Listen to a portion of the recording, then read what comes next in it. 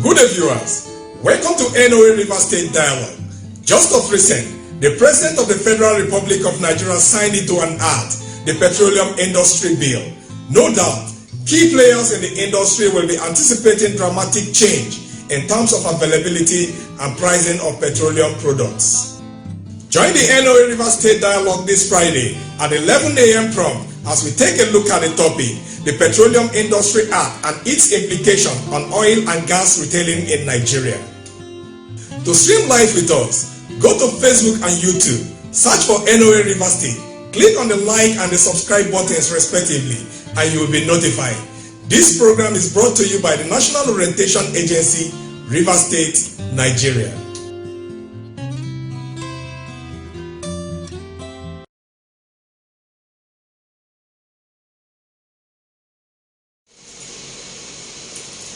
Good morning, viewers. Welcome to NOA River State Dialogue. This is a weekly sensitization program of the National Orientation Agency, River State, Nigeria. Recall a week back, we discussed about the Petroleum Industry Bill. And today, we're going to have a better understanding of this bill. And I have here with me in the studio to talk on the topic Petroleum Industry Act and its implication on oil and gas retailing in Nigeria. He was here about 2 weeks now, and we're glad to have him here again this morning. And he is no other than His Royal Highness Eze, Professor, Ambassador, Engineer Onyechi Promise Obinna. He is Eze Ikemba 1, Onye Ishiala Ulako Ancient Kingdom. Did I get it, please? I'm trying. He's also the National President of the National Association of Surface Tank Oil and Gas Retailers of Nigeria, NASTROM. NASTROM. You're welcome, sir. Yeah, and anyway, it's partnering with this association this morning to bring you this program. So can you greet your people, sir? Thank you, viewers. Thank you, Rivers people.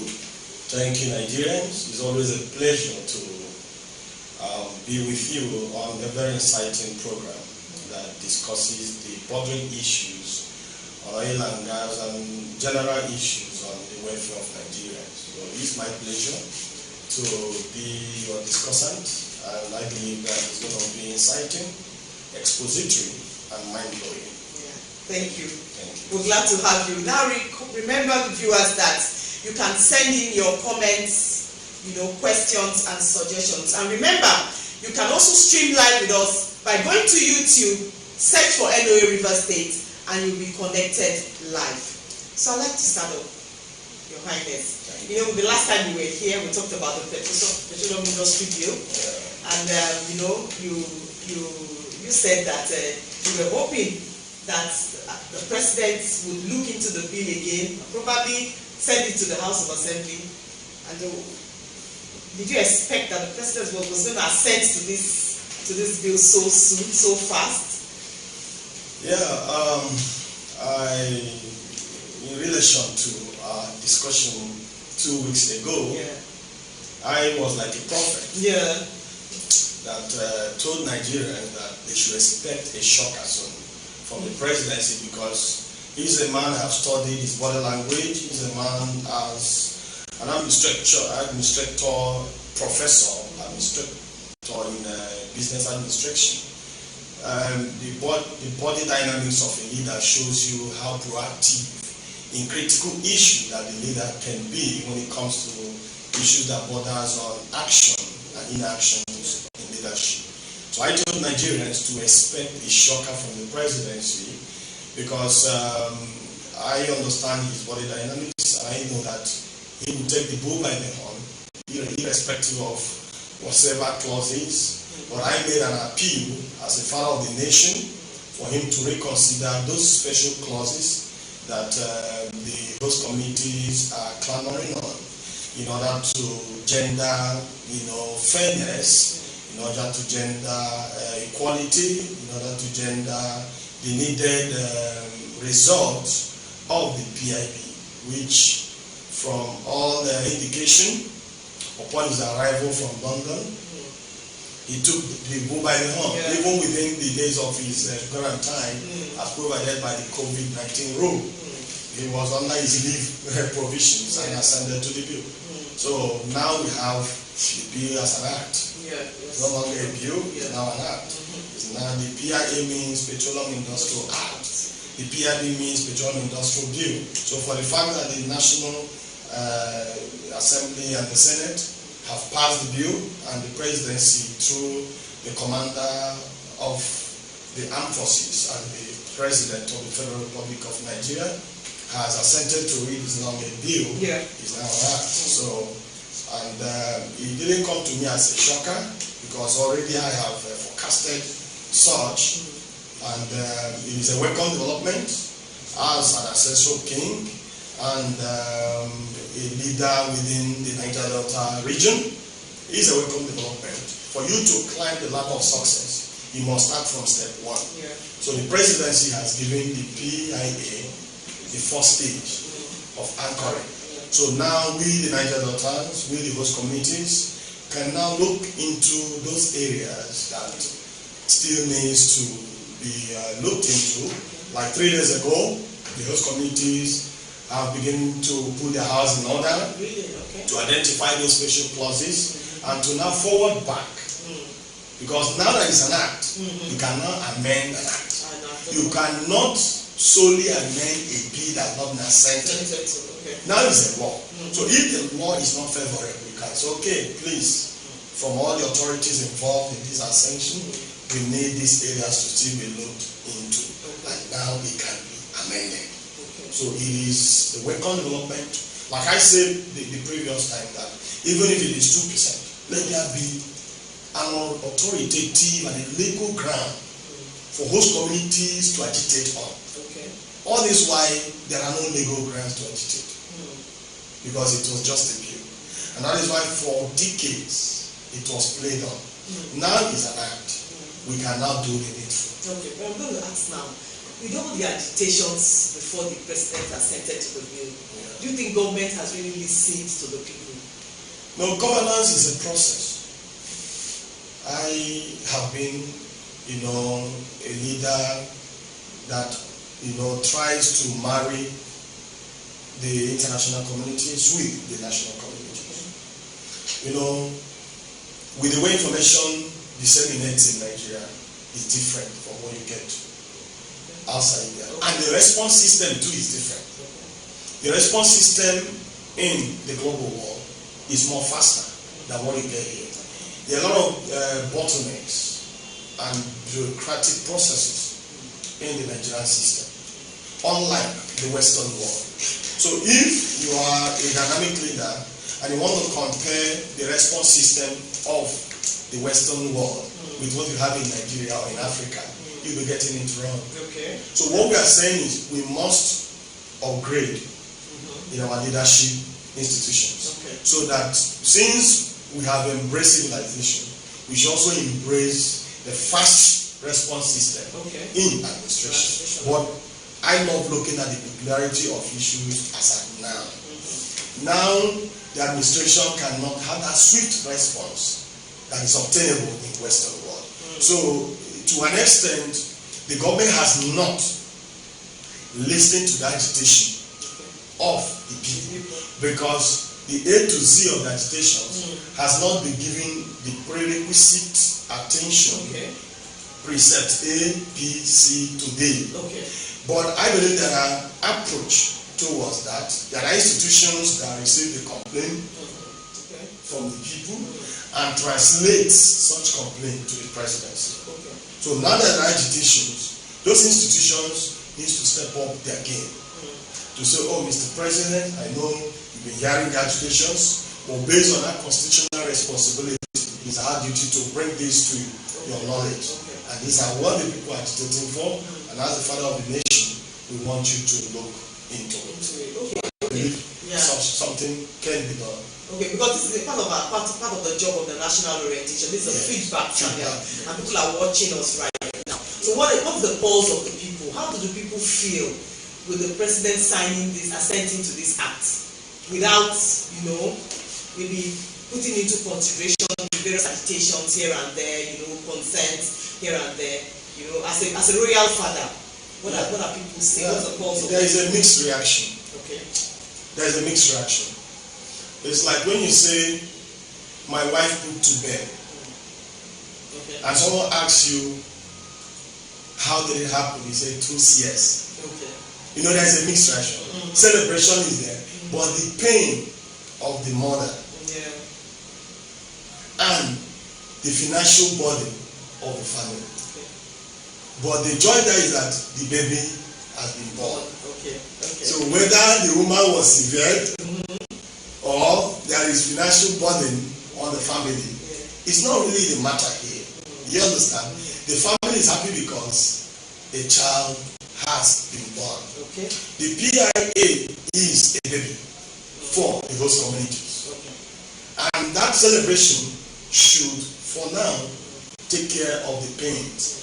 But that doesn't take away the needed attention that needs to be paid to this woman that was severe.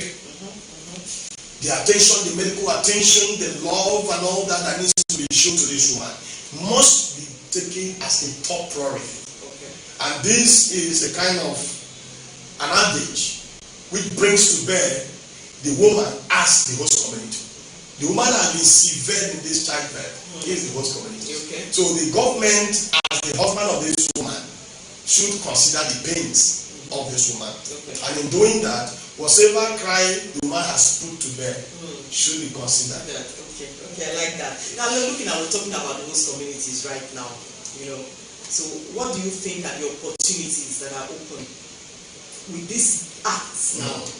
What are the opportunities open for our host communities? Yeah, opportunities, they are quite obvious. They are quite pronounced.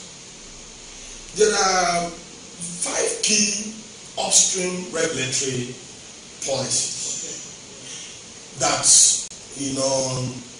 overappeared on the middle and downstream sector. Okay. Let me just put you in there. Yes. We have mixed multitudes watching this program right now. And when you talk about the upstream, you talk about the midstream. Most people hear downstream sector. Yes. Now you mentioned upstream, midstream. Can you just give us a little while you continue, with that? Yeah, the upstream sector are the big players. Okay. In the oil. Okay. They are the big players.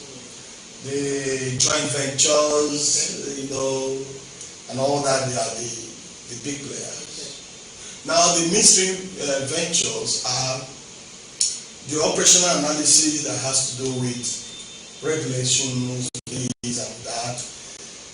And in the administrative portal, they are presumed as both the up and the down. Okay.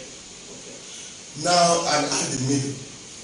Now, the downstream has to do with the retailers, the independent marketers,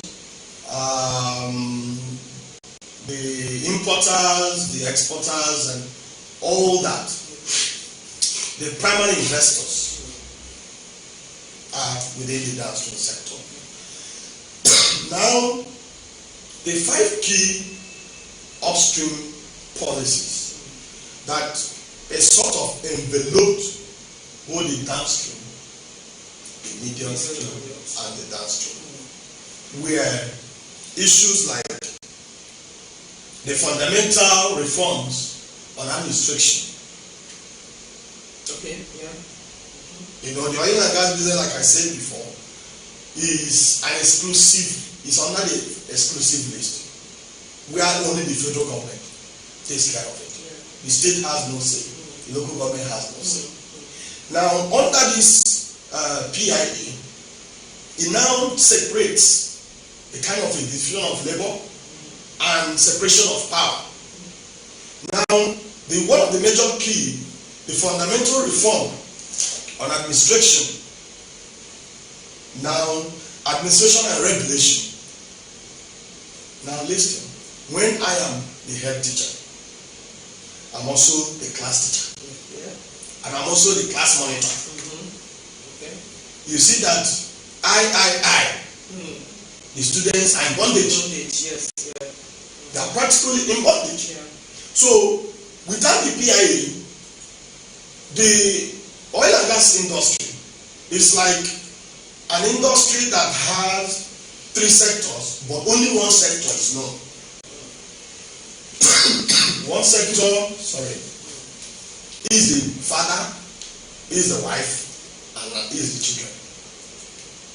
But under this PIA, now there will be changes in administration and regulation.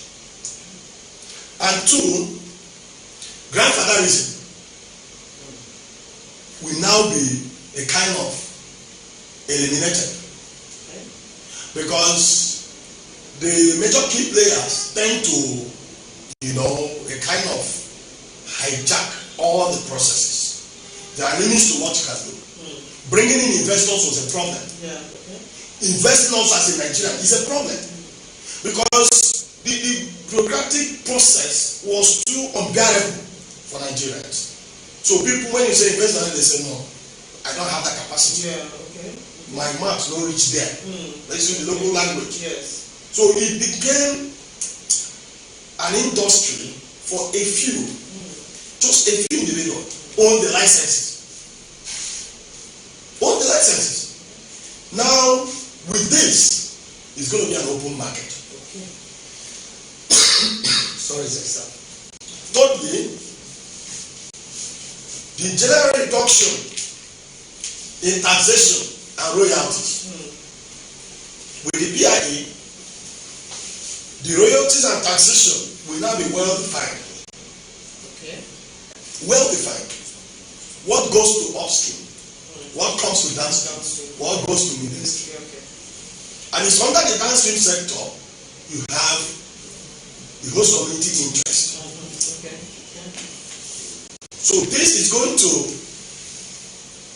revive the passion, not this one. Revival of the passion of a common Nigerian into the oil and gas sector. Okay. It's no longer a business for the presidency and the big boys. It's now an opportunity for every Nigerian to keep in and participate in the oil and gas business. So you can see there is a kind of a robust administrative privileges. No longer the headmaster alone, being the headmaster, the head teacher, and the everything is just him. So now the headmaster does his job as the big boy in the upstream sector. The class teacher does his job as the medium stream, and the downstream, the class teacher does his job. So everybody will be involved now. No longer on paper. We have 3 sectors of the oil and gas. Now it's going to be a practical approach towards implementing all the dotted T's of the oil and gas in order to, engender the passion I've talked about. Whatever you do in life, there's no transparency. You don't get the needed result. People will say, and I saw them they talk. Yeah. When they talk finish, they go inside and go do their thing. Yeah, especially with the fact that in the past these host communities had suffered a lot. Polluted their lands and all that. We've had pollution. They have been plagued with terrible living conditions. And so, do you think that, like you said, that the passion of the average Nigerian, will come back for the nation? You think that with this act, host communities that have been plagued with pollution, had terrible living conditions, do you think that passion, they will still believe that there will be a change, that this act can change the things for them? Yeah, definitely. I was in my analysis, I stopped at point 3. Okay, yes. Which is general reduction in taxation and royalty. Yeah. Now all this we under the big boys, the upstream. Yeah. The number 4 will be establishment of a new host community, a kind of development fund. Okay. You understand? Okay. Which the Act has already provided the quota, which we are looking at 3%. 3%, yes. Now the host community trust structure, which is where the fund comes in, gave credence to my analysis last time of the host community economic council. Okay. That this fund ought not to be managed by the federal government. Yeah, I was going to ask you that. The government was going to be involved in Yes. The Act provides an interim commission that will manage the fund for a period, which I am not totally against that for now, because we need to prepare the host communities. I told Nigerians that the presidency was to take us by surprise. There are 3 tiers in administration. You must prepare, you must structure, and you must project. We were preparing and projecting without structuring the institutions that will take care of the host community funds. Preparation for agitation was ongoing. Agitation was still ongoing. Well, further preparation for further agitations, which is what played out.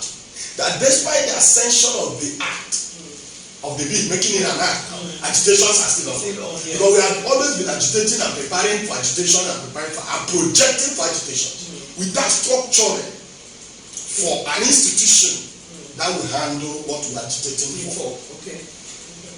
So the upstream has always been the ones determining what goes to the host communities, and they call it royalties. You can say, okay, we are giving 1,000 scholarships to community A, we are releasing free medical care for community B, but they decide on their own, and they come in, we are building town hall, we are building borehole project, and they decide. Whatever happens within the community level is not the wish of the people. They don't decide in their office and approve. So the big boys was doing everything. But now with this, the host communities will now have the community development trust institution. Like the community economic council and advisory board I've talked about. You see there's a participation now. So but why I say I'm not totally against the projection of the federal government, it must be time to time. You can say, okay, for the first 6 months, while the host communities are preparing themselves to establish their community trust institutions, you understand, or trust structures. Okay, now it has been signed into act. When will this law become implementable? One thing is to sign a bill to become an act. Now, did the president assented for it to take immediate effect? Did the ascension has a projection of 6 months time for implementation? Does he have a time frame of 1 year for implementation?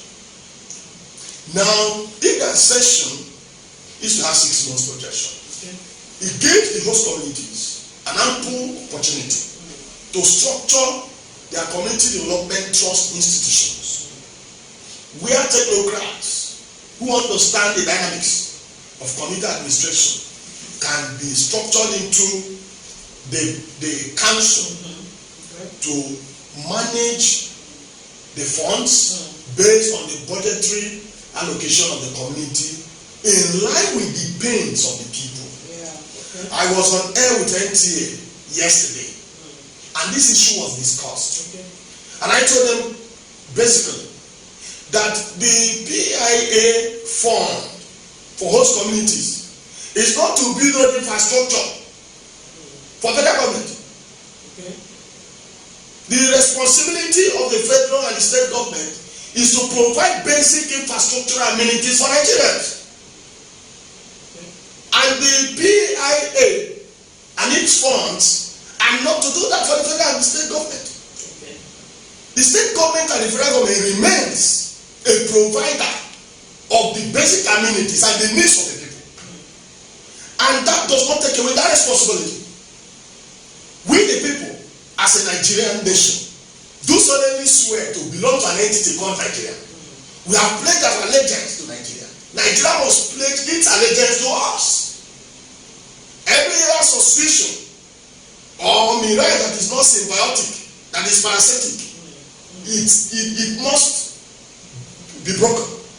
Because at a point, one party will feel used and we apply for divorce. Yeah. Okay. Even in marriage.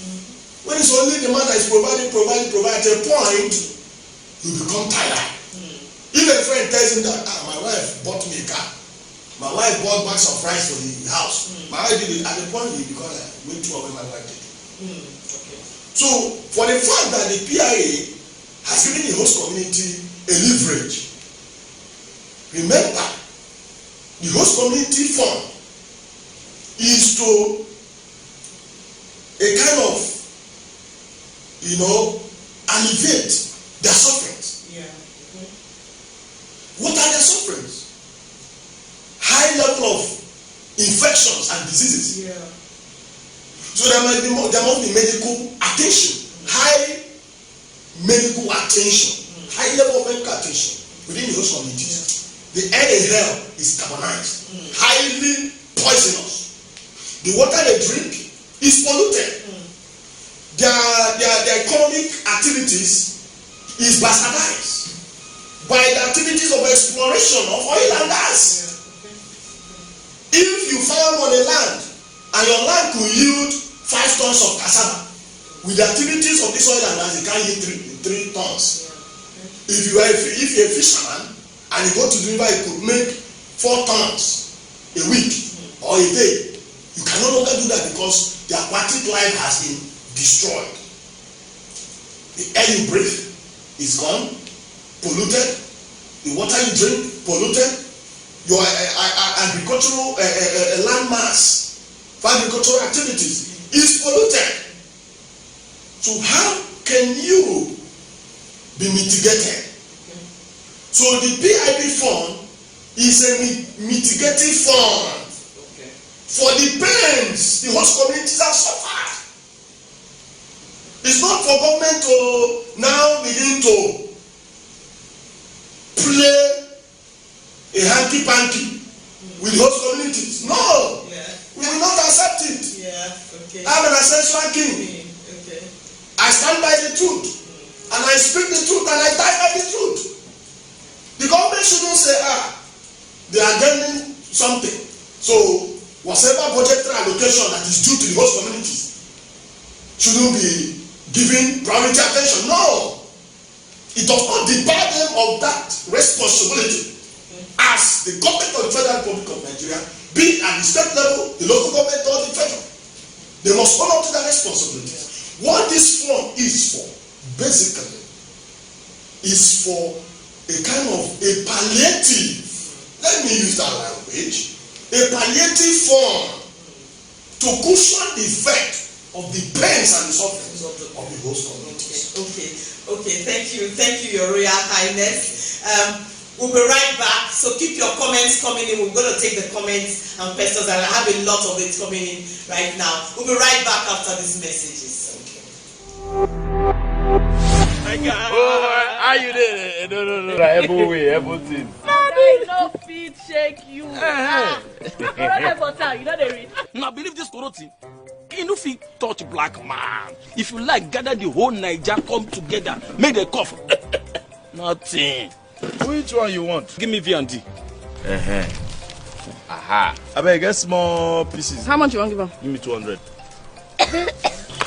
Take your change now, Ruby. No day town. No worry, that's My people, this coronavirus, na serious matter. You see this virus, so it no get leg. Now we dey waka kurukere, no waka around make the virus for die. No forget say the betterment of our people. Now for your handy day. This message is from the Akinfade Foundation in partnership with the National Orientation Agency with support from MacArthur Foundation. Welcome back. Now we'll be taking some comments. I have a lot here right now. From Mr. Williams, he says, yes, now the act has been assented.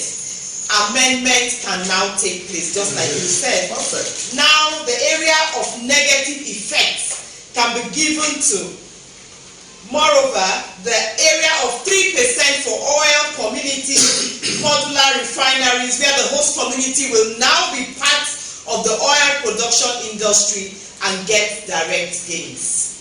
You know, His Royal Highness had mentioned that. Thank you, Chiwe Okpara. We see you. Charles Williams, thank you for streaming live with us. I have from Bridget Idemio.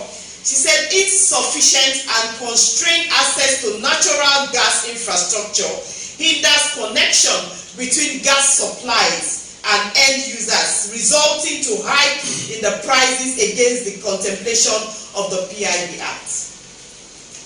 The contemplation of the PIB, the President assented to it, has hiked the prices of, she's saying the prices of gas, you know, natural gas and all that. The price of these items, you know, when people were agitating and waiting for them. It's artificial panic. Yeah, okay. It's a natural phenomenon. Yeah.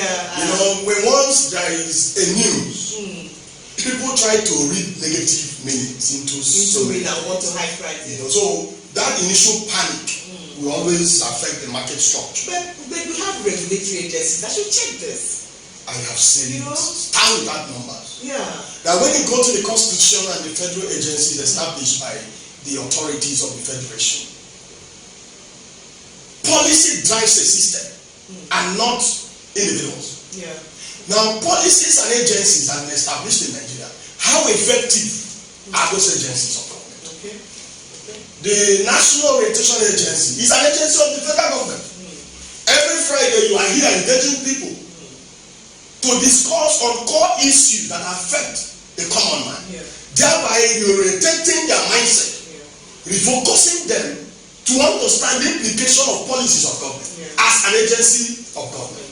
How many agencies of government are committed and dedicated to their obligations and responsibilities? Nigeria have had high level of crack. Grammatically, I call it a big lacuna between the led and the leaders.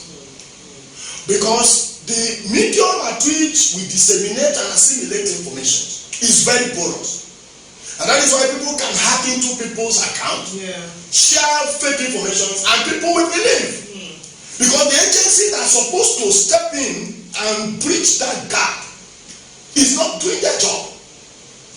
So I make it as a clear record for government and agencies of government to take critical advantage of the vulnerability of Nigerians and arrest it. Because if you don't arrest it, someone will take advantage of it and arrest the mindset of Nigerians. The business you see now, the lady is talking about, the hike in price. A kilo of gas now is going for like 500. 500. Exactly. It's crazy. If you don't mind, the price of fuel might increase because of artificial panicking. And that is why we in National Association of Surface Tank Oil and Gas Retailers of Nigeria are stepping into that big gap. Okay. First of all, to sensitize Nigeria on the prevailing policies of government when it borders on oil and gas, separating the operational analysis of the upstream, downstream, and the middle stream, thereby also providing investive solutions whereby there will be availability of gas and petroleum products to regulate price values. Regulation of price cannot be effective when there are no availability of products. Yeah, exactly. Okay. So there is a high level of handicapness experienced by the regulatory agencies. How can you regulate what you don't produce? How can you regulate what you don't have 100% control over? When people go and import petroleum products, they will build in the importation cost. Government have tried to pay, what do we call it? What do we call it again? Subsidy. In several occasions, the subsidy policy has failed because it is not a policy that can gender growth, economic growth. It's not a policy. You are devaluing Naira. The devaluation of Naira is on the rise because of policies like subsidy. Now the government has said, let's remove subsidy. Let's derogate. Everybody come in and be a part of this business. When Gokana has refinery, Ndoni has refinery, Emo has refinery, Echebe I'm coming from has refinery, Ikwede has refinery, almost all the local governments and all the ethnic regions in River State has got refineries. Everybody will be the owner of the product. Now the market forces will drop. The market forces naturally drops. The Echebe refinery will be looking for marketers. Ogonimola refinery will be looking for marketers. Eboha, Ndoni, and all these areas will be looking for marketers. So they are forced to drop. Availability of product will be on the rise. And in economies, when you say availability of product, when there is high in availability of product, price tends to drop. Now when there is shortage in availability of product, naturally price will go high because the demand is now higher than the supply. Now when the supply is higher than the demand, my beloved, you can buy fuel for 15 naira per liter. I see a regime in Nigeria where fuel will be sold for 30 naira per liter. I see a regime in Nigeria where gas will go for 80 naira per kg. That is the regime I'm forecasting under this PIB and other policies of governance that have gendered a privilege for private investors to come in and invest. And a kind of decongest, let me tell you. We want to go to oil mill. Now, the only route oil mill is Abaru. Everybody in Port Harcourt wants to go to oil mill through Abaru. What do you think will happen in Abaru? Traffic gridlock. You will take 10 hours to get oil mill. But if you do not have oil mill, Ikwere Road, Eleme Road, Eche Road, Oyibo is accessible. People will divert from every point. Within 30 minutes, everyone is knowledgeable. That is the role the PI is supposed to play. Opening up investment channels and opportunities for people to come in. Look at Kuwait. Look at Dubai. Initially, Dubai was a dungeon. It was a dungeon. But today, that is the tourism destination. Not for Africa, but for the whole world. Why? They opened up their country and said, come and invest. Minimum tax. Don't pay. Come. But now, they have upgraded their tax. Because they have gotten what they want. Nigerians should, as a matter of urgency, take advantage of the pressure and the interest of the globe in our oil and gas sector and open up opportunities for people to come in.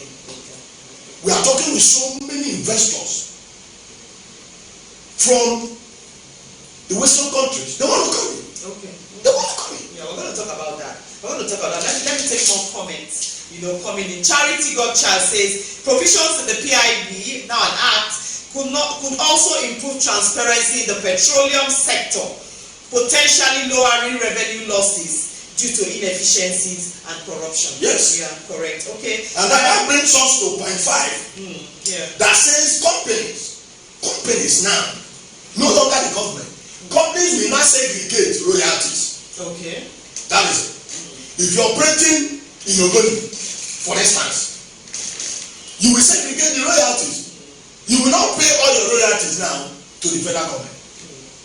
The quota system provides a provision where a percentage goes immediately to both unemployment infrastructural development, basic amenities within the community.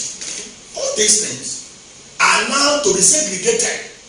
You know what comes to the downstream, what goes to the midstream, and what goes to the upstream. So segregation of the operations and activities of the companies is encapsulated in the PIA. And that takes care of most of the legislations of the host communities. Okay. I also have from Mr. Ellis Iriadapa. He says with the PIA and the 3% for host communities, is a question, are we expecting the usual infighting among community leaders and core groups for the control of this resource? What do you think is the solution for peace and development in these oil producing areas? Exactly what I've been talking about. I said it 2 weeks ago that if we don't apply caution, some traditional rulers' houses and palaces will be burnt. That's the truth. So, opinion leaders, traditional rulers, agencies, representatives of government in communities should stay clear. They should hands off. The community development trust institution should be 1001% transparent.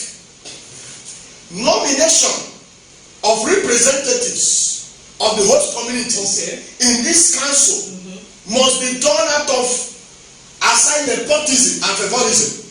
The host community should appoint. They should elect a free, fair, and transparent means of electing those that will represent them.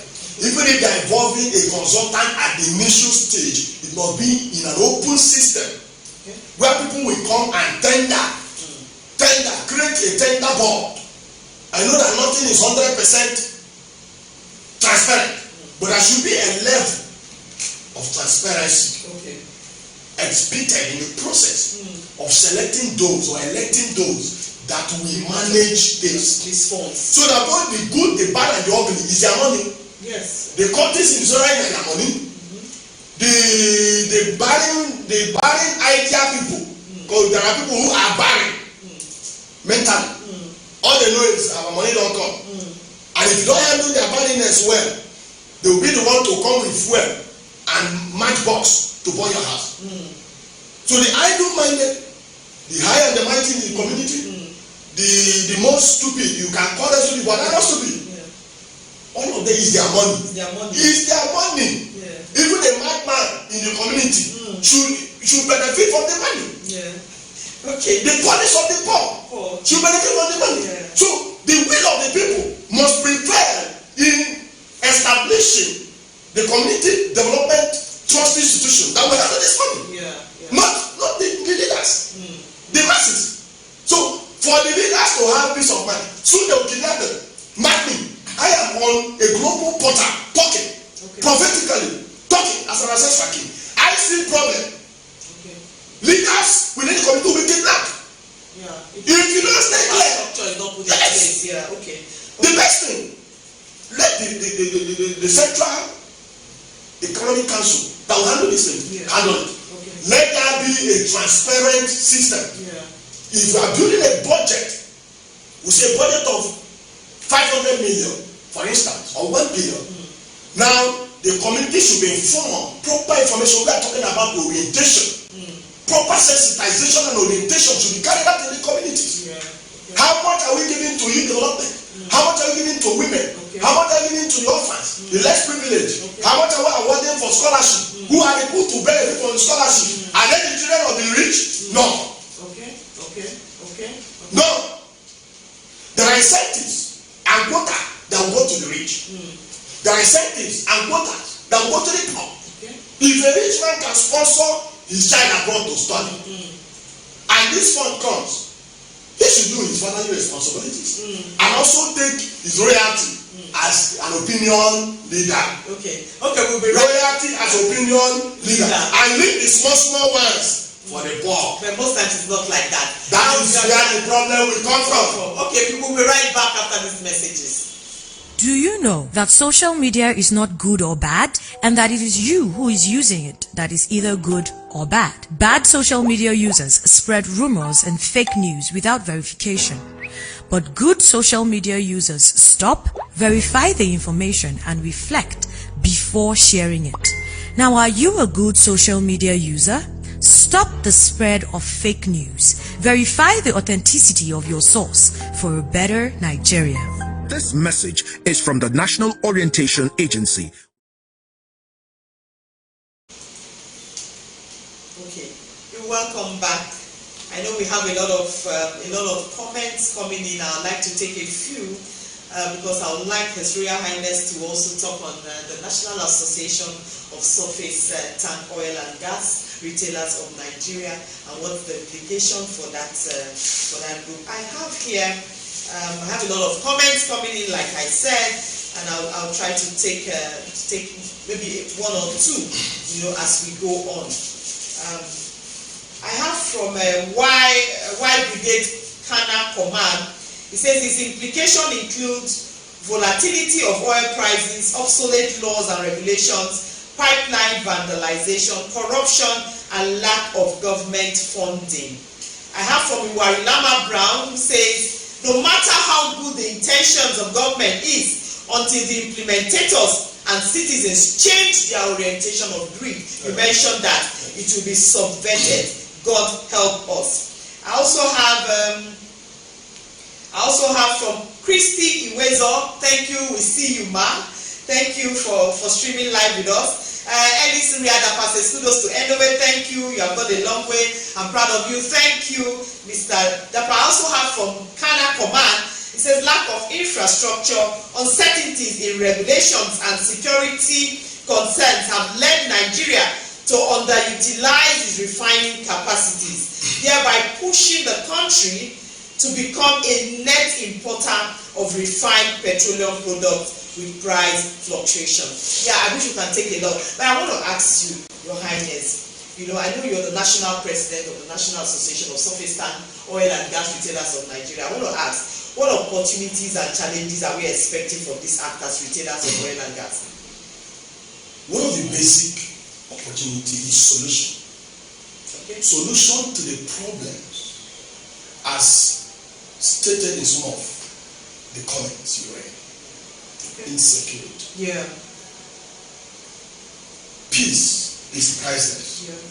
Any community that has no serenity of peace cannot attract development. Before an investor brings in his investment into a locality, he does security profiling of the place. Yeah. Okay. That's number one. When one the security profiling says that it's a volatile place, the investor goes and looks for a more peaceful place to invest. Yeah. So irrespective of the stipulations and the prevalent opportunities in the regulatory policies now, like the PIA and all that, peace remains a non-negotiable factor to drive these processes. Now, how do we institutionalize peace? That is the activities of National Association of Surface Tank Oil and Gas Retailers of Nigeria. Even before the passage of the PIB, we have already forecast that a day will come that PIB will come and act. We began on time to plan. As National President, I assumed office on the 24th of April 2021. And within the past 3 months, we restructured the association and established a company called National Multipurpose Investment Limited. Because as a national association like the Nigerian Labour Congress or the national that, there are limitations of the levels of business you can do. Because you are not a core profit making association. So we created a company called National Multipurpose Investment Limited. And all the investors we are sourcing is under the National Multipurpose Investment Limited. Now, National Multipurpose Investment Limited has gone further to partner with communities whereby land has been given. In Gokana, we have accessed the land, in Ndoni, in Emoa, In Degema, I just finished meetings with Degema Council of Traditional Rulers. Okay. We are meeting those communities within and outside River State, within all the states that has oil and gas mineral deposit. In Akwa Ibom, a local government gave us 10 hectares of land. Okay. And in Kala, in Cross River, the same thing. So lands are being provided. There is a partnership now. Okay. Already with those communities on land. Okay. Now, under NASTON, we have the surveillance crew that will be trained further in the communities as sub-security unit to work with security agencies to supervise activities around our installations. The youths of the community, like the vigilante. Now, the community leadership knows all the bad boys. The youth know them. Now that NASTON is providing modular refineries, where the community will have a quota system in the modulars. Will the community allow somebody to vandalize it? No. They have a stake there. They have a stake. Every mother hearkens to the cry of her baby. So for the community to be one of the parents of the project, they will never allow anybody to vandalize. And if you dare it, you are finished. Now, the community will be part owners of the modular refineries. The government, through the agencies of government, Ministry of Petroleum, through DPR, abolished illegal retailing of petroleum products. Illegal retailing means retailing of petroleum products in jerry cans or in bottles. And also retailing of gas in shops, in kiosks, is illegal. So it is the duty of NASTON to sensitize and to moderate these illicit activities of illegal retailing that has led to fire outbreaks, loss of life and property worth billions, and in fact, unquantumable values of properties and life have been lost and wasted. Now, NASTON decides to partner with DPR and other agencies of government by the stipulations and regulatory designs of DPR to establish retailing stations in all our communities. At least 6 retailing stations per community. 2 for AGO, 2 for PMS, 2 for DPK, and 2 for LPG. So that we can eliminate the unhealthy retailing process in the oil and gas sector. And for the riverine communities, where you cannot sink underground tank because of the terrain, surface tank is more admissible in the riverine communities. So we have designed a concept where corporate organizations, women groups, or youth bodies, or individuals who have the capacity can own surface tanks, be direct owners. Now, if the youths form a cooperative, like Port Harcourt City Youth Cooperative Society, now assesses loan, or through our investors, have an establishment of a retailing station where they will be retailing this product. Will they go to break the pipes? No. Because already they are legitimately doing the business. And we are providing peddler trucks that will pick these products from the depots and our substations and deliver to those retailing stations on demand. So there is regulation of establishment of retailing station. The marketing department will have the National Procurement and Marketing Department. We have the International Community Relations Committee Department. We have the National Economic Council Department. These departments work in collaboration with the communities. The International Community Relations sensitizes the communities on the activities of NASTON in line with the policies of government and brokering the business opportunities that are prevalent in NASTON for them to take advantage of it. Now, if you give them the product, anybody that goes to break pipe is a bad egg. And when you prosecute such person, even the community will join you in the prosecution. So, rendering the service of providing the retailing station to the doorstep of even the most interior village in Nigeria is our mandate. Our duty, as stated in our mission statement, is to economically empower Nigerians to be stakeholders and business owners in the oil and gas downstream sector. And now that the PIA has been, made available, we have more leverages where we can now partner communities direct to bring in investors to establish modular refineries, surface tanks, depots and tank farms. So it is a process, a holistic process, where security arrangement we put in place. We are working in partnership and in collaboration with the Nigerian Security and Civil Defense Corps. By next week, graciously, before my New Year festival that starts on the 1st of September, the New Year festival for Lagba Brishi, one of the most epical, traditional, socio-cultural activity of Rivers State, where you have a 1 week full-fledged of activity that borders on wrestling, show by women, the youth groups, a fun fair. I hope we will be invited. Fully invited. There is what we call a traditional. Have you seen traditional football before? No, it is only in Olakwa and Brishi that you have traditional football competition. Where we play football in a traditional way. Oh, wow. So we play traditional football on the 1st of September from second wrestling starts till the 8th. Now on the 9th, which is the final day, IAS Ikembo Initial Olakwa, we do the New Year ritual and the final traditional concert, where the winner will go home with a prize and a trophy, the best community that organized will go with a trophy, and the best women display will go with a trophy and a cash prize. So we are doing all these things to kind of socialize the community. During that process, the NOA can come in, have a platform and talk to the community. Because it's all about the orientation, it's all about the sensitization, it's all about the focusing. So every gathering where communities have a large turnout is an opportunity for NOA to broker their needs.